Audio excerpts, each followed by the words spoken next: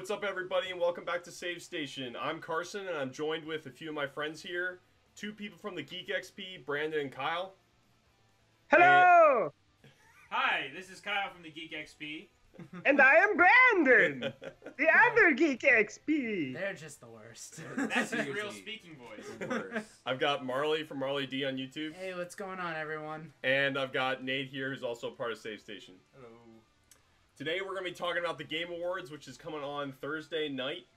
And I wanted to try and get some predictions here. So we went through the whole list of nominees, and we made our selections. So it's just going to be us talking about our selections. We're going to start with Best Studio and Game Direction, and I'm just going to go down the line of who picked what, and then we're just going to briefly, each of us, talk about why. All right. Keep it real brief. Saving Game of the Year for the very end. We're going to trap you guys into watching it. Or you can skip ahead in the YouTube video. No, well, way to let them know, Brandon. Yeah, don't tell them. He's a man of the people. I'm here for truth. Truth to power. So, Best Studio and Game Direction, we have Blizzard, DICE, id Software, Naughty Dog, and Respawn. So, I'm going to say right now, we all voted for Blizzard.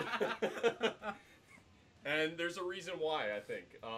Overwatch was their primary game that came out this year, but they also had WoW as well. So, they had two huge games come out. And I want to start with Marley. Why would you pick Blizzard to be the best developer? Well, one, they're just so nice and humble and great to their fans, despite their fans not really returning the favor. But you know, they've been around for such a long time, but every time they release something, they manage to make it feel fresh and new and exciting. And there are very few studios that can say that every time they release something, people are like excited for it. And if you had told me maybe 2-3 years ago that Blizzard was going to be the studio that would kind of redefine or the first-person shooter, I would have told you were crazy, but here we are now. Overwatch is a massive hit. It's got great art direction, great balancing, it's fun to play, and I can't wait to see the future of it. Yeah. Nate? Well, Legion coming out, it's, I think, one of their best expansions in a long time. Yeah. And then with Overwatch as Combined. well, the two of them just puts them on top. And do they support their game so well too? I'm new to Blizzard, and I've noticed the respect they give to their fans and stuff, and how much hard they work to try and please them. I don't see many developers do that. No. So, Kyle, brief thoughts? Oh, yeah. So, for Best Studio, Best Game Direction, I've been a longtime fan of Blizzard. And particularly this year with the release of Overwatch and the supplementary support that they've given to Overwatch only helps redefine my respect for them as a studio and for their game direction. I'll end up repeating myself a little bit with this when we come to some later stuff and talking about Overwatch. But their solid support and balance of Overwatch and continued balance and communication with its fan base has really helped cement my faith in them. Legion, a lot of WoW expansions up until now have been lackluster, and Legion is proof that they have been listening, and they are finally like, okay, we need to get our act together and make the game that people want to play, that they've always wanted to play. This new announcement for Diablo 3, which is a game that I have a lot of passion for, with the new patch, which includes the Diablo 1 content with the graphic filters, the new Necromancer in this new patch, just shows that they're listening to people, they want to create new content, and they are, like Marley said, a company that serves its fans despite the fact that they have some of the most ungrateful fans. So true. But for those of us who love them, I cannot help but give respect. And this year, looking at DICE, good for them for making a good Battlefield. But the other guys, when it comes to Blizzard, maybe I'm a little biased, but my heart is always going to vote for them for Best Developer. Yeah, well said. Brandon? Yeah, I mean, I think there's something to be said. I mean, yes, Legion is great. The new Diablo stuff is great. But I think even despite those, Blizzard's being nominated for this for Overwatch. And I think what really speaks to me is that this game, standing alone, deserves this spot. So you can say, like, they also released this stuff, and as a studio, they're doing a good job being, like, putting out creative vision, innovation, direction, and design. But Overwatch stands on its own. Jeff Kaplan has been very much in the forefront, communicating with the fans, both pre-release and after launch, about their feelings for balance changes, updates, production. And in the 6 months that the game has been released, we've gotten a new map, new game modes, 2 new whole characters, and a slew of animated shorts. All for free. For free. And they've approached the design of the game where, one of their big principles is gameplay first. And they made a game that they just wanted to be fun, that's enjoyable to play, and they stuck to their guns on it. They took their time with it. The character design, the audio design is all on point, and they spent the time making sure that everything was polished and well done before it's even released. And even then, it had like some rocky elements to it, but they're very forward about like, hey, look, we know this isn't working. This is what we were thinking, but this is how it actually turned out. But we're working on fixing on it. And it feels like they're not trying to hide behind this mystical curtain of the mysteries of game design. They're very much like, this is what we're working on. And it makes for this, even if the meta feels stale or it doesn't work or it's broken, we know that they're working on it. And I think studios should take cues from that instead of trying to hide behind the mystique of we're the designers. Just like, yeah, but we're the ones paying for the game. Yep. Like, we both live off of each other. So Blizzard has been doing that for a while. They get better at it. And I think Overwatch, a game on its own, but then Blizzard just choosing to do these fun new things, taking what has worked in previous games, taking the things that they've enjoyed and making it into a new product. So just like props to them all around. That, and I'm a huge Blizzard fanboy, so take everything I say with like just a fistful of salt. Yeah, so it's a resounding yes on Blizzard winning Best Studio and Game Direction. So we're going to move on next to Best Narrative. So we're talking about storytelling here. And the nominees are Firewatch, Inside, Mafia 3, Oxenfree, and Uncharted 4. Marley chose Firewatch. Yes. You want to just briefly tell us about Firewatch and why you picked it? So Firewatch for me kind of came out of nowhere. I saw the E3 trailer once and that was about it. And then when it came out, a friend told me to pick it up. The way Firewatch approaches its themes is very, very unique. And it deals with a lot of stuff that video games don't really tend to tackle. And it's also a critical darling. When this game came out, it cleaned up with review scores. They're through the roof. So I think that's easily going to take Best Narrative. The critics love it. The unique storytelling is something that I have not seen before. Yeah. And it's something very special, and I think that's not going to go unnoticed. Cool. Nate, you chose Uncharted 4. I think it deserves it for first off being the conclusion of this long-running series that has been amazing from the beginning. It's the end of Nathan Drake's journey. It's the end of the story, yeah. So, I mean, I really liked it for that, and it was just a really fun narrative and storyline throughout all of them. And having this be the last one. Yeah. You felt like a sense of closure for these characters and stuff, and it definitely. was probably pretty powerful. I haven't played the game. I highly recommend it. I've only heard good things about Uncharted 4. Okay. Kyle? So my selection is Mafia 3. Unfortunately, I haven't played actually any of the games in this list.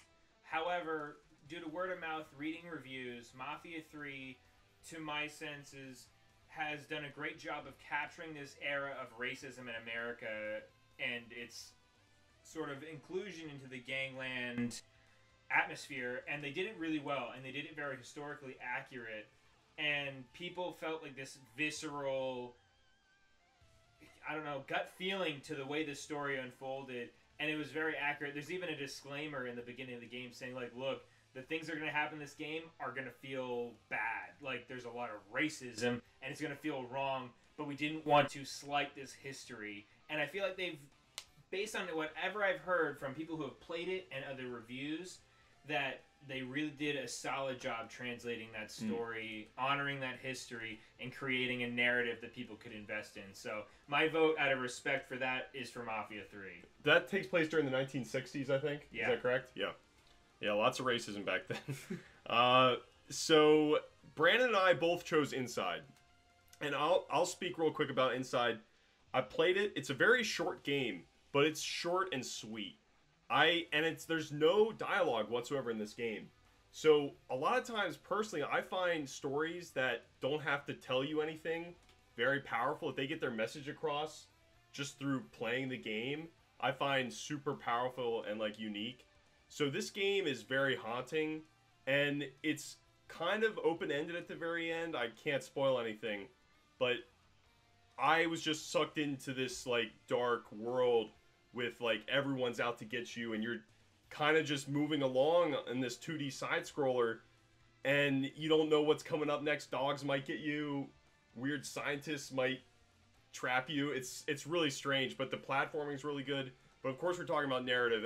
I love the way it was told and stuff. So I'm going with Inside. Brandon? Yeah, I mean, unfortunately, I haven't played any of these games, but I actually watched some of your gameplay, Carson, of Inside, I believe it was. And the part that I remember is the sequence. I think it's pretty early on. You're running through this forest, and there's these cars pulling up, and these individuals coming out. And I just sort of like stumbled into the video. Yeah. So I had no idea what was going on, but immediately, my brain already started filling in pieces of this story, pieces of this narrative, and for me, I hate exposition bogging down gameplay in games. And so when you can have gameplay infer story through the gameplay, it's good game design. So on that element alone, I can vote for this. I do feel like I'm selling these other ones short because I haven't experienced them. I started Oxenfree, but never got too far into it. Overwatch has taken over my life. So. Same with all of us, I believe. So yeah, that's our picks for best narrative. Next, we're going to go to best art direction. So 3 of us have Overwatch as our picks, and that's myself, Nate, and I believe Kyle all picked Overwatch. So let's It's beautiful. Yeah, let's focus on that real quick, and then I'll get to Marley and Brandon's picks. So Overwatch, Kyle and Nate, our reasons I think were the characters are so strong. Besides, Ana is probably the only one that's a little weak. The character design, and then this whole style they've made for this game. I've heard so many people like comparing it to like Pixar and stuff like that. They have this strong style that is easily recognizable, and I feel like that is such a strong feat to make for such like a game like this. Like each character is so distinct and stuff like that. Do you have anything to add to that? I mean, no. I mean, I think you really hit the nail on the head with that. Just very briefly, you know, my personal opinion, every single character design, with the exception of Ana, is 110% perfect. Their environment design is beautiful, and not only is this art design unique and recognizable, it's kind of a departure from the classic Blizzard look. Yeah. You know, from StarCraft, Diablo, and Warcraft, those were all born in like a love of metal and this classic fantasy, whether it be sci-fi or fantasy. And Overwatch is a brand new feel. It's a bold new look. And there was a lot of other games like Firewatch. I was like, this game is gorgeous, but I cannot overlook the absolute proficiency and mastery of character design and art direction with Overwatch. So it's a hard yes for Overwatch. Yeah. You agree, Nate? Completely. Yeah. You guys hit everything. Nice. So Brandon and Marley both voted for Abzu, which is from the esteemed art director of Journey. So this is basically Journey underwater. Yeah. So I think we all can kind of understand why you chose your pick, but just briefly talk about it, Marley. Yeah, well, now it's important to note that this isn't that game company's game. This is the art director and some of the people from that game company, but this is their own separate thing. But I mean, when you look at Abzu, it's just it's stunning, and you feel like you're watching a weird geometrical painting, and it's hypnotizing in a way that like a lot of games aren't, and not to discredit Overwatch at all, because I love it. All of these games are beautiful looking. Yeah, all of them. But there's something about Abzu. There's a complexity to it, but also a simplicity. And I think mastering that is really hard, and the people that worked on this game are 2 for 2 now, because Journey was beautiful and Abzu is beautiful, and I don't think that hasn't been lost on critics. Yeah. Brandon? Yeah. I mean, just to sort of touch, I mean, the character design obviously is beautiful in Overwatch. And Abzu's a game that I've sort of admired from afar as it's been released. But, I mean, I loved Journey. And the people who, the designers for these games do such a good job of painting pictures in their games they look like simple pieces, but it's a lot of very fundamental like color and shape design that works well together to create a very images with a lot of depth to them. Like even like seemingly simple looking environments in Abzu and Journey have a lot of different layers to them that work. And they don't get bogged down with like trying to make everything look hyper realistic. Well, it's one of those things where like the art direction feeds the game design and the game design feeds the art direction, and then it's like this perfect circle. Mm-hmm. And you know, in Abzu and in Journey, there's this nice difference in kind, and as you move through the game, the art and color changes. I mean, even if you think back to like when they were working on Journey, there's a whole level in a game that takes entirely in place in a desert that when you're playing through it in that first minute, you forget and you think you're underwater. So like their use of color, shape, and design is super spectacular. And I love the use of these like more fundamental elements to create something very unique and beautiful.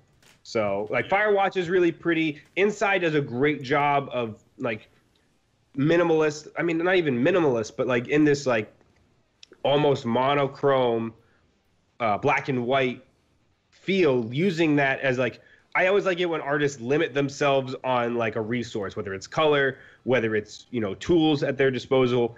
And when you limit yourself on color immediately and then lighting, you know, when you're able to create such a cool visual aesthetic, it's really awesome. And then Uncharted 4 is beautiful, but I mean, creating a realistic looking rendered video game, I feel like the games industry has matured past considering that as like game art. But like, I'm sure there's a lot of cool design decisions they've made in that game.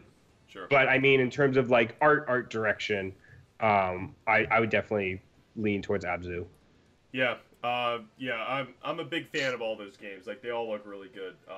So next, we're going to Best Music and Sound Design. 4 of us chose Battlefield 1, and 1 of us chose Res Infinite, which is a VR game. So, Marley, lead us off with why you think Res Infinite should win this. Well, I haven't gotten to play it because PSVRs are super expensive. But, critical buzz around this game is through the roof, and the one thing that people cannot stop talking about is the music and how much it sucks you in, and the combination of the music and the VR creates this super immersive experience, which is weird because Res is like a lot of shapes and stuff. But it's something that I really, really want to play, and just judging by the buzz that I've heard about it, like I've heard a couple people saying like get a PSVR just to play this. Yeah. Like this is the killer app. Yeah. And Res Infinite and Thumper, they're both I should probably read out the nominees real quick. Battlefield 1, Doom, Inside, Res Infinite, and Thumper. Thumper and Res are both music games. Like they revolve around their music. Yeah, the sound design is baked into the central gameplay of Res. Yeah. So we all, the 4 of us, chose Battlefield 1, and I'll just lead us off real quick. This is the first Battlefield game I've ever played, and this was kind of like, I think, a good time to get into Battlefield because they decided to kind of like start fresh by going back in time to World War I. And I didn't really know what to expect from this game, but when I first got immersed into the game, I was struck by how immersive it was. And to immerse someone, the sound needs to be perfect, or at least what I think I should be hearing. And it was hitting every note just right. And I would be in a building and it'd be crumbling around me, and I'd be like, oh my gosh, this is the worst thing ever, but I'm in war and it's crazy. And then there was certain parts where the soundtrack just gave me goosebumps. Yeah. Like some of the Arabian music, Nate. Definitely. You know what I'm talking about, That's what I Lawrence was of gonna say, Arabia. like, there's just so many moments I was that like, gave me chills. holy cow! I haven't felt this from a game in a while. Probably since like I played Witcher 3, and it just blew me away. Like I was totally dumbstruck, like how good Battlefield 1's sound design was. So, Yeah. do you have anything to quickly add, No, Nate? just like the different moments with the story and the sound hit the right notes at the right time, and just chills. And any game that can do that with the music and the narrative just are amazing. Yeah. Briefly, Kyle. Yeah, I myself haven't played Battlefield 1, but I've seen the two of you play it. I've seen a couple other friends play it, and I've talked to them about it.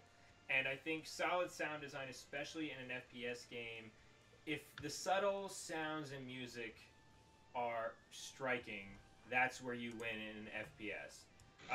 Very often, like the explosions, or you'll get like some crazy rock music that really like jazzes you up.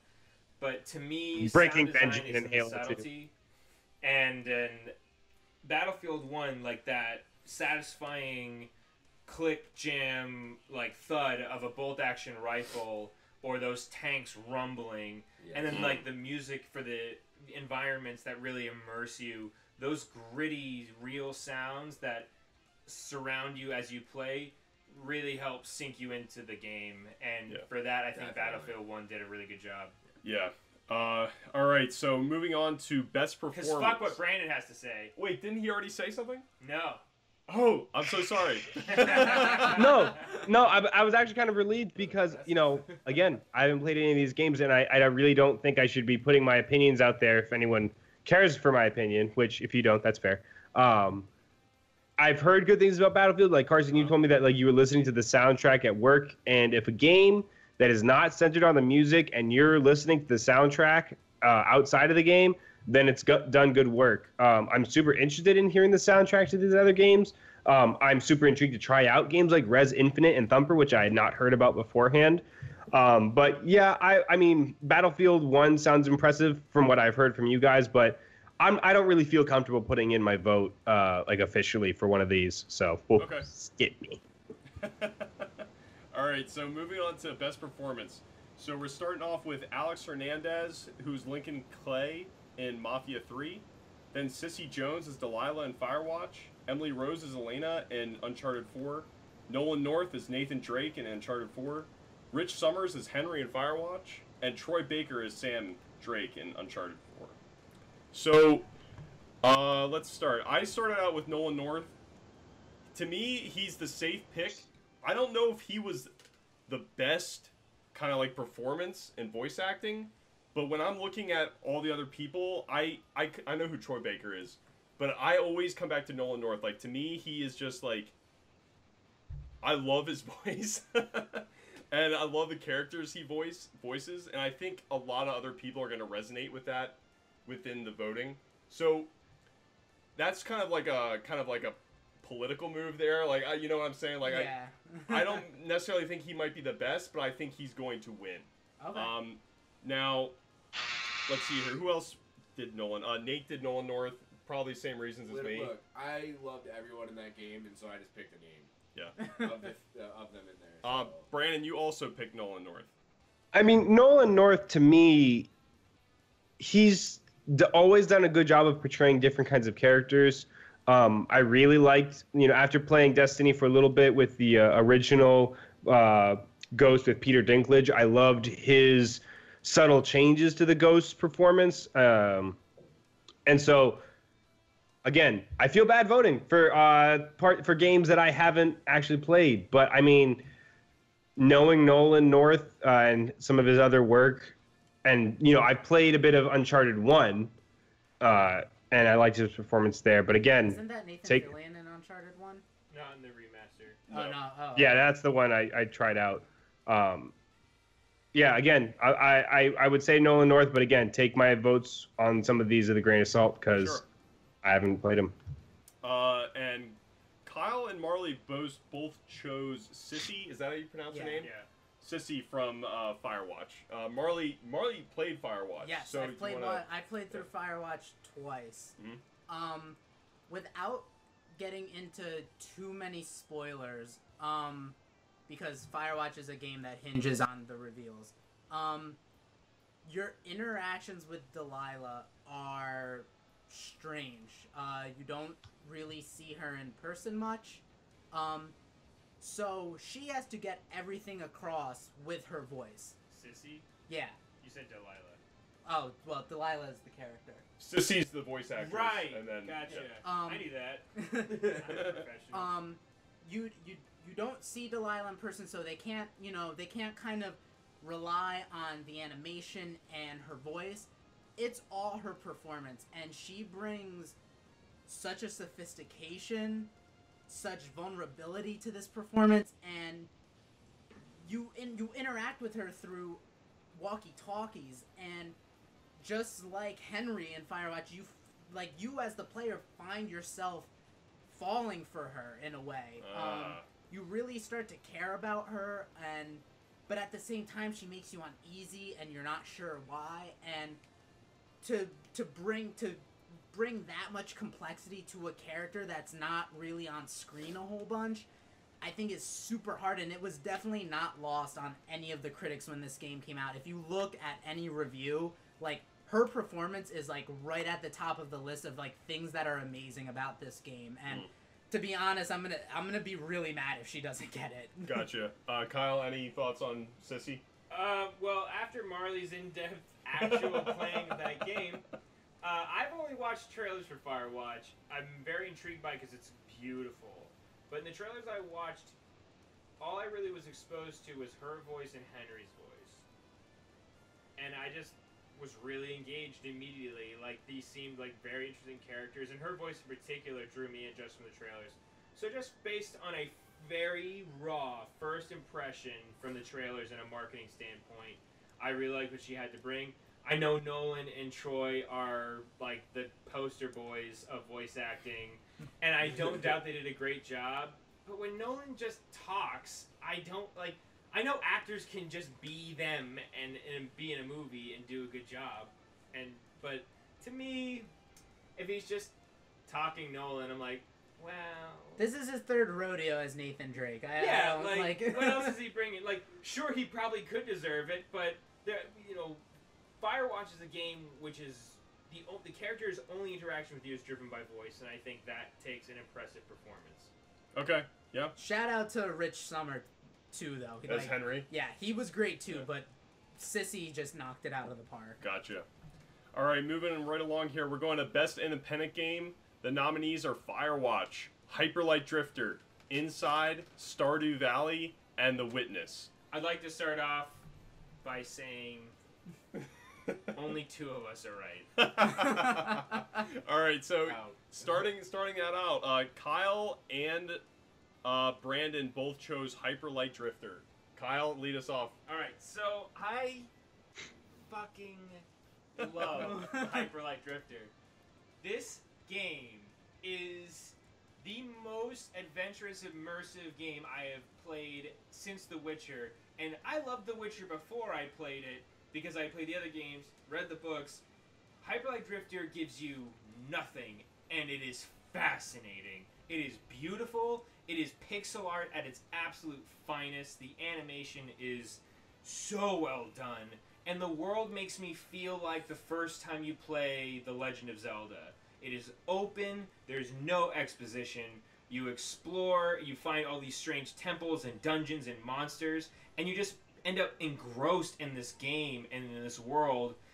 And just fascinated in finding out what's happening. Your character is like puking up blood. I don't know why, but I want to know. And the way that the music, the sound design, the gameplay, the hidden narrative works all together. I haven't played a game that has immersed me and fascinated me so much, basically ever. So this game from an independent company absolutely sold me, stole my heart. If you think it shouldn't win Best Independent Game, you're probably wrong.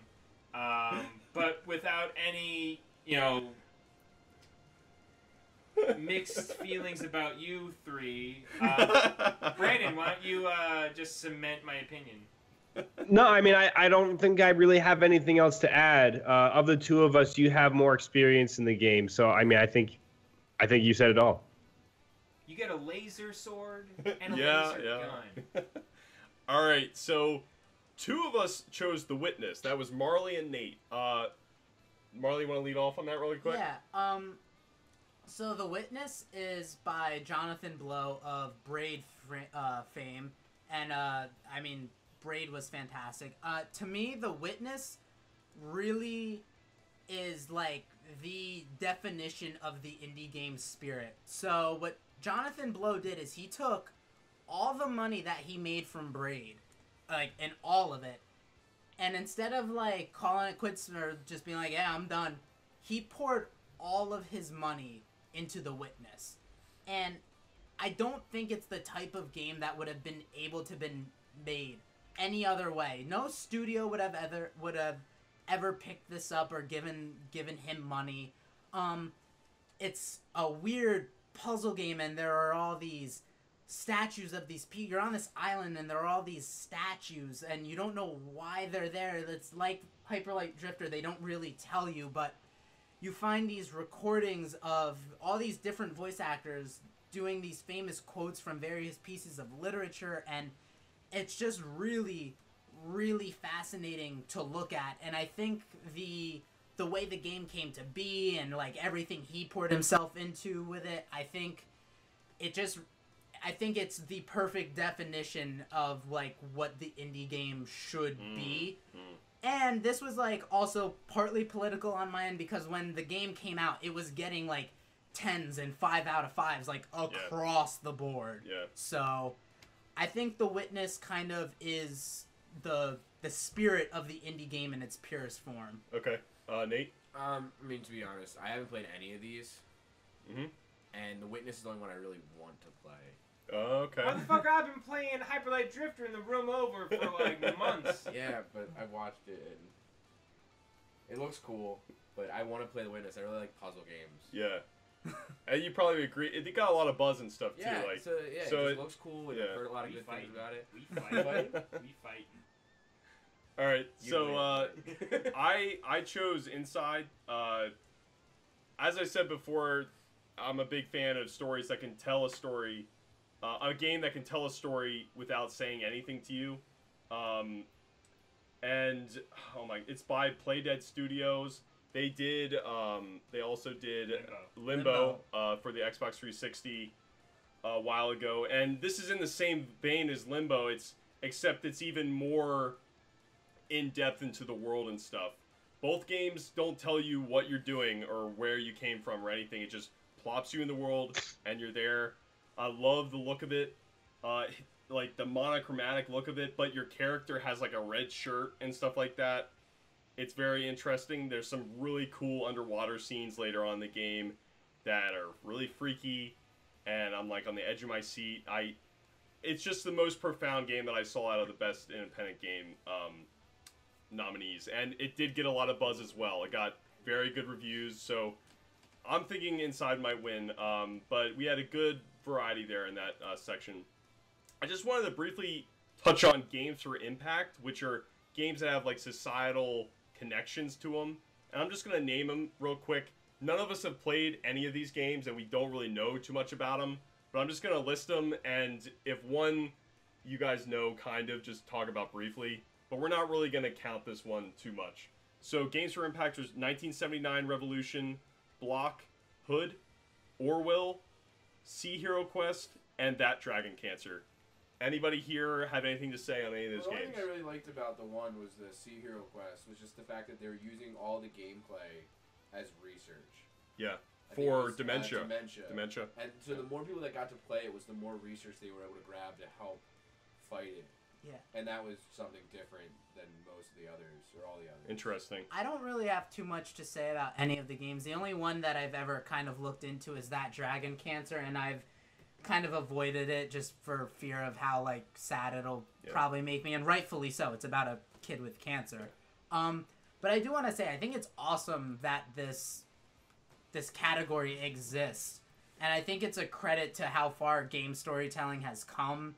That, you know, we're at a point where video games aren't just pew pew pew rescue the princess. Like, we're at a point now where games can tell stories that will have an impact on people, that could hopefully makes society better, even if it's just by a little bit. So kudos to the Game Awards for having this category. Yeah, I watched a Let's Play of that Dragon Cancer, and it's basically just a dad watching his son go through, chemo and stuff like that, but it's through an interesting lens. Like, it's very abstract, and it's kind of like design and stuff. So there's ways that you're playing a game, but you start slowly realizing that it's like a metaphor for like as the cancer is starting to like spread and stuff like that. It's really sad.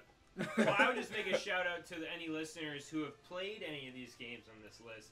If you've played these games, what do you think should win for best impact game and why? Yeah. So we can know more about it from your perspective. Yeah, we would love to know more about these games. So moving on, we have best mobile/handheld game. I thought it was kind of interesting that they decided to lump these two together. I don't really blame them for doing it. But the nominees are Clash Royale, Fire Emblem Fates, Monster Hunter Generations, Pokemon Go, and Severed. 3 of us have Fire Emblem Fates. That's myself, Kyle, and Brandon.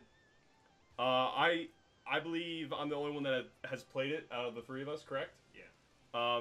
Fire Emblem Fates, to me, has always... Well, but you didn't vote for it, yeah. But, so, Fire Emblem Fates and Fire Emblem as a franchise has been really strong for me in terms of, like, gameplay and stuff. It's also nominated for Best Strategy Game as well. I felt like it should win here, though. I love the characters. And, like, it feels like such a big game on such, like, a small device, too. Like, I feel like I'm getting so much for a device that's, like, cheaper than a regular game console. And, I just get invested into the characters. There's so many characters and so many different kind of, like, strategies you can employ within the game. So I just love Fire Emblem, and I really hope it's able to win this. It might not be as strong as Fire Emblem Awakening, but I still think it's strong enough to win this category. Brandon and Kyle, do you have any quick thoughts on Fire Emblem? Nothing too strong, but having, knowing people who've played the game, it seems to have a lot more to offer than certainly Clash Royale. I played Pokemon Go for like 2 weeks. Meh. Severed and Monster Hunter Generations. I know Monster Hunter Generations has a strong following, but Fire Emblem seems to have a strong strategic value as well as storytelling value. So, based on what we have in front of us and word of mouth, I would give it a Fire Emblem Fates. Yeah. Brandon, real quick thoughts on that? Yeah, Fire Emblem, Fire Emblem Awakening was a great game that I really enjoyed. And then if Fire Emblem Fates, following in its footsteps, it's the same kind of formula. Yes. And what makes Fire Emblem good is that you get invested in these characters, and if you're playing on the classic mode where death is permanent, then it makes the stakes legitimate. Like, every battle feels intense, which is great. And what it has over these other games, like Monster Hunter as a franchise, is really, really cool. And it's really fun. But it's at its best when you're hunting with friends. And if you can't play in that environment, then you are not playing the game in its optimal setting. With Fire Emblem, you get the most fantastic experience playing through that game. You can go multiplayer if you want, but there's no stipulations for playing the best version of the game. Clash Royale, I don't know much about that. I think that's a mobile game like Clash of Clans, just a different version of it. I don't know anything about Severed, so I feel bad about that. But the reason why I think Pokemon Go does not deserve the award for best mobile and handheld game is that while it was a huge phenomenon, there was no design or real effort put into any longevity for the game. Everyone found and caught the Pokemon that they wanted and then sort of stopped playing. There was no real battle mechanic or system for people to enjoy. You couldn't trade Pokemon with each other. I don't think they ever added that. And so I feel like while it was a great hit and it was so fun to see it explode, I have to sort of criticize the design of it and that, they didn't plan for more than just that initial surge. Yeah. Which I even think was like a happy accident, really. perfect segue into Marley, who voted for Pokemon Go. I did. I think Pokemon Go did what very, very, very few video games can, and that was that it got everybody involved. I had cousins playing Pokemon Go. I had uncles playing Pokemon Go. I had, when I worked at my local grocery store, I had like old ladies who were playing it with their grandkids. It brought so many people together. It got so many people out and about. I had so much fun interacting with people, trash talking the people who picked different teams. They engineered almost this perfect social experience. And I think video games at their best can bring people together and get everyone involved. And I think Pokemon did that expertly. And you know, they started doing the holiday events. They've just started rolling out the daily bonuses and stuff, and they've released numbers and people are coming back. I forget how much they released their profits for the Halloween event, and it was by a decent amount, so we're definitely gonna see like more of those happening. And it was just I just had fun interacting with people, and it's been a while. Like video games recently, you know, a lot of them have either gotten rid of their split screen co-op, and a lot of them, you know, a lot of video games have become solitary experiences, and I enjoyed that feeling of everyone playing together again. And the coupling with the Pokemon license and the genius release of doing it during the 20th Pokemon anniversary, like they created this like perfect storm, and I think it really paid off for them. Okay. And rounding it out, we have Nate, who voted for Clash Royale. I picked the game that I played the most of. You played Clash Royale? Yeah. I didn't know you played that. I haven't in a while. Okay, but you used to play a lot. Yeah. It was fun. Nate is a man of few words. Very astute, Nate. Plays it a lot, so he likes it, so he voted for it. Exactly. I mean, I never beat Fire Emblem Fates. I put that down like not that long into the game. Mm-hmm. I haven't played. Okay, so you think like the popularity of Clash Royale, like it's pretty huge, right? It's got a decent following. I just played it the most, so I voted for it. Okay, all right. It was a simple choice. I like it. We're going on to best VR game. We have Batman Arkham VR, Valkyrie, Job Simulator, Res Infinite, and Thumper. 3 of us have voted for Valkyrie, and that's Valkyrie is really fun. Yeah, Valkyrie is really Nate's fun. the VR expert here. I work on VR. Fuck off. Did you? Yeah. Oh, Nate probably has done it more. All right. I actually made VR assets. All right. 3 of us voted for Valkyrie. That was myself, Brandon, and Kyle. Brandon, do you want to lead us off on why you chose Valkyrie? Just from the stuff I've seen from it, like I've always like the fantasy of piloting a starship to me has always been very, very cool. Like I love games, like I really like the Ace Combat series because I can have my camera view in the first person in the cockpit where like it's not as optimal because I can't see as much, but I like that feeling of I am in the cockpit. So the idea of playing a VR game in the cockpit of a ship is like a dream come true. I love like the simulation games that are a little goofy, and Job Simulator falls nicely into that category. Sort of like Surgeon Simulator, where just like hijinks erupt. But yeah, I have to go for the Valkyrie. Spaceships are cool. Kyle, brief thoughts?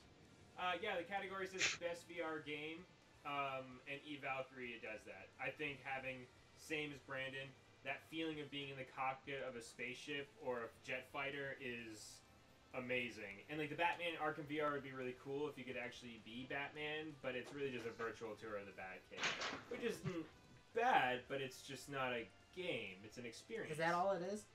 I mean, basically. Oh. That's all I've seen. And I don't know anything about Res Infinite or Thumper, so I would go with Valkyrie based on that. Yeah, I would agree with what you both said about Valkyrie. I've only heard like great things about it. One of the guys I listen to on a podcast weekly, he praises that game whenever he gets a chance, and he says it's his favorite VR game. So I take his opinion very like to heart, with a lot of weight. So I chose Valkyrie. Now Marley chose Res Infinite. You had that pick earlier as well. Yeah. This pick is He's purely clearly biased. this pick is purely political. I haven't had the pleasure to play any of these games because once again, VR is incredibly expensive. But every video game podcast that I listen to, every video game journalist that I love, cannot stop talking about how good Res Infinite is, and it seems to be the critical darling of the current wave of VR games. So I think it's gonna take it for that reason. Cool. And Nate chose Batman Arkham VR. I don't remember why I picked that over Valkyrie, but it was a dumb decision. Ouch. I mean, it's Batman, right? It was Batman, but no, like, I don't know, because when you brought up Valkyrie, I was like, that's right, that's the one that should win. Because I honestly can't remember why I even thought Batman should win it. So I'm just gonna go with Valkyrie, like I picked All at right. the beginning. All right. Because like I like Brandon said, playing Ace Combat, I love just flying around and doing loops and crazy little stunts and flying under bridges. And then when I got to play Valkyrie, and then all of a sudden taking that immersiveness even further from just joysticks on a table to a full like headset Yep. and VR, I was having so much fun flying between like tight little nooks and crannies and doing weird flips. And then because it's so, the VR is so great that like you would go to do a loop and you would feel it in your gut. Oh, boy. And it's amazing. I love that feeling, and it gives you, and it's like, I don't know, it's so immersive and fun with the VR that I think it should get it. Cool. Next we have